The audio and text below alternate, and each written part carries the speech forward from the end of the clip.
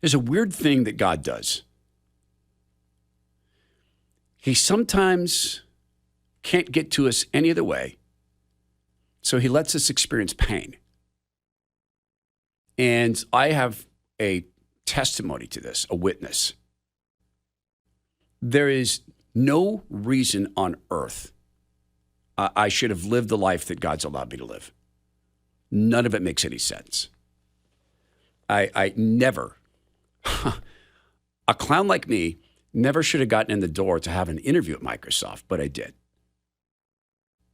And a clown like me never should have been hired there, but I was. I never should have gotten 3 Gold Star Awards in a row, but I did. Things I wrote never should have been read by Bill Gates, but they were. A product I pushed them to make, the strategy document I created, the business plan that I wrote with smarter people than me doing the math. Thank you, Greg. Thank you for doing the math. Thank you, team who built it, Curtis and others, Randy. That never should have been launched on stage by Bill Gates and Jay Leno, but it was. I never should have been a guy who was a partner in creating a big data company that we sold to the world's largest PR firm. That never should have happened, but it did. There never should have been a time where I was blessed with earning over $1 million a year, but I did. And at no time did I fall to my face and say, dear God, why did you give me this? Why are you doing this? Why are you bringing these blessings? I mean, gave some money to the church. That was cool. Had enough money to effectively pay to put a new roof on our church. That was cool. But, man, I told my daughter, driving by the church, hey, did you know that we built that roof? Yep. We were able to give money to build the roof on the church.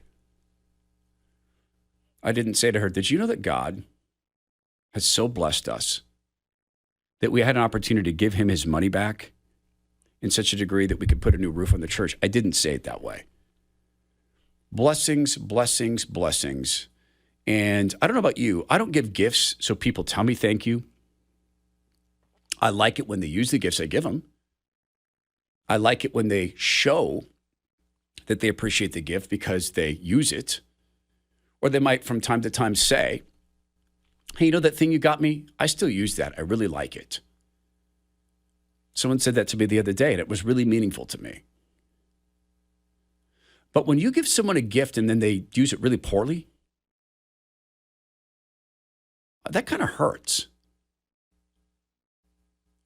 You buy someone, I don't know, I'm thinking of a friend of mine. His dad was a big wig at Amway, and his dad bought him, I think, 7 brand new Trans Ams back in the day when Trans Ams were big.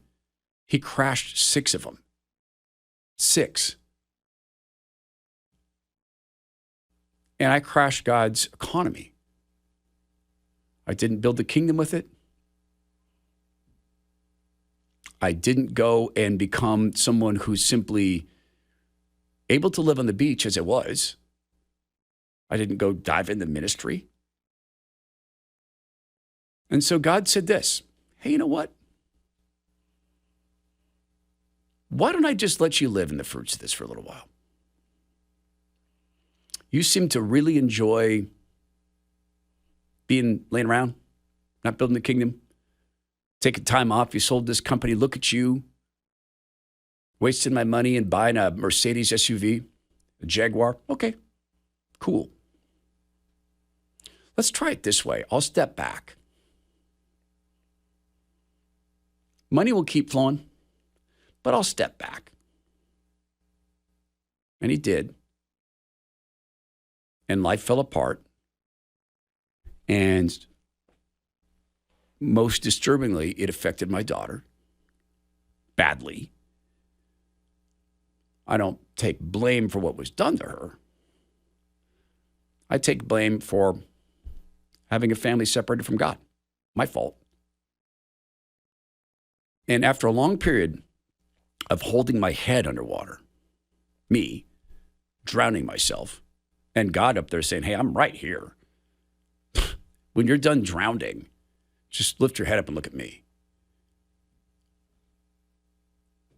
And I finally lift up my head and I finally look at him. And I fall to my face in prayer. And I beg him to take over. I beg him. And guys, I was snot crying, ugly crying, snot running down my beak. I am insufficient. I have failed. I need you to take over. And he did. And he took some things apart. You're done doing local radio. That was scary. You're going to step into a world you don't understand, podcasting, but man, I'm going to give you back sevenfold what you give up. He did that. In the aftermath of the storm, this is Helene. There's been a ton of people who've been through a magnified version of what I went through.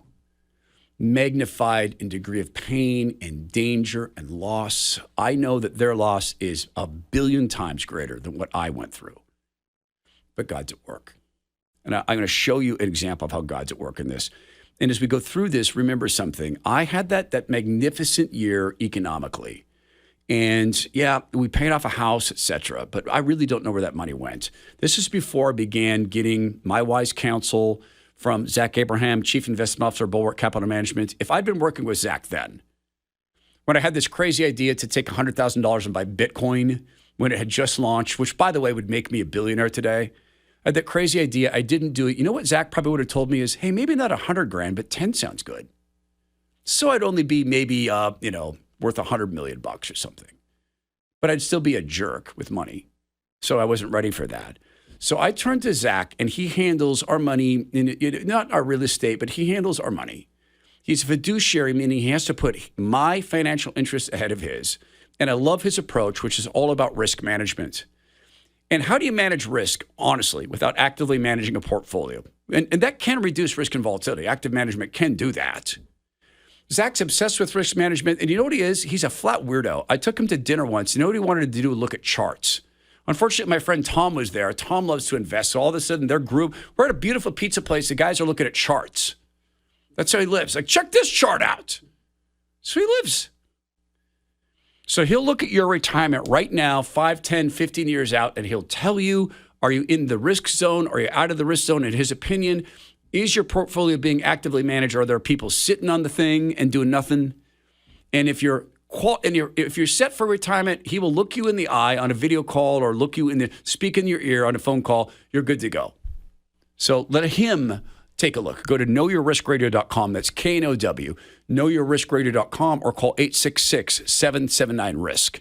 It's 866-779-RISK. Investment advisory services offered through Trek Financial LLC, an SEC-registered investment advisor. The opinions expressed in this program are for general informational purposes only and are not intended to provide specific advice or recommendations for any individual or on any specific security. Any references to performance of securities are thought to be materially accurate, and actual performance may differ. Investments involve risk and are not guaranteed. Past performance doesn't guarantee future results. Trek 24308.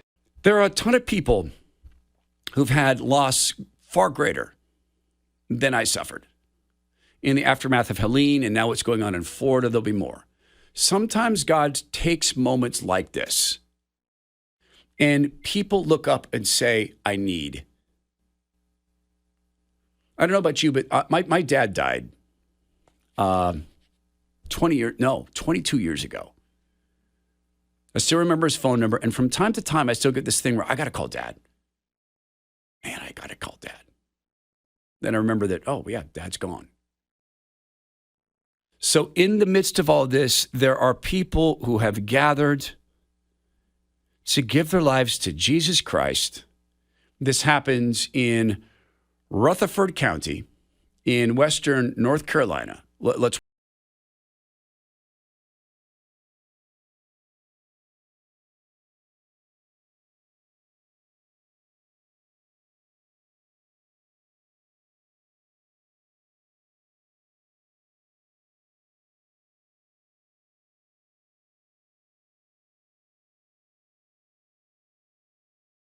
themselves to God after everything's been taken.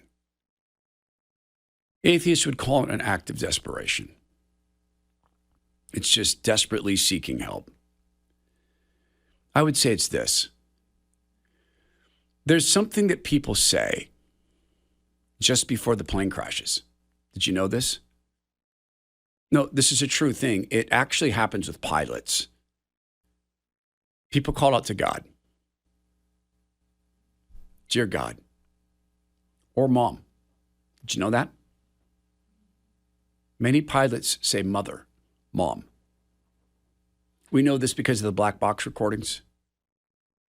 We have deeply within us a need for parent. God is the ultimate parent. And when things are ultimately gone, we have that need. God sometimes is the storm. I'm not saying God did this to you, but I'm saying sometimes he is the storm because it's what a population needs. It's so difficult to look at this as God's way. When people die, they've died in a certain way. Sometimes it's been taken from us and it's dramatic and it's hard because it's a surprise. Everybody will die. You're going to die as well. You will, maybe today. So instead of waiting for that time where God says, you know what, I'm not able to reach you with blessings. You don't want my blessings. You don't want a relationship with me. I'm trying to create a relationship with you to show you, by showing you all these things I'm giving you. I want this relationship. I'm blessing you. What if you stop and you take a inventory of the blessings you have today, right now, and you get on your knees and you thank God for those blessings? I'm not saying that will stop the pain. God told us we will have troubles in this world, but it's also the right thing to do. After all, we thank people for gifts. Shouldn't we thank God, even if it's just for the common blessings? Will you try it?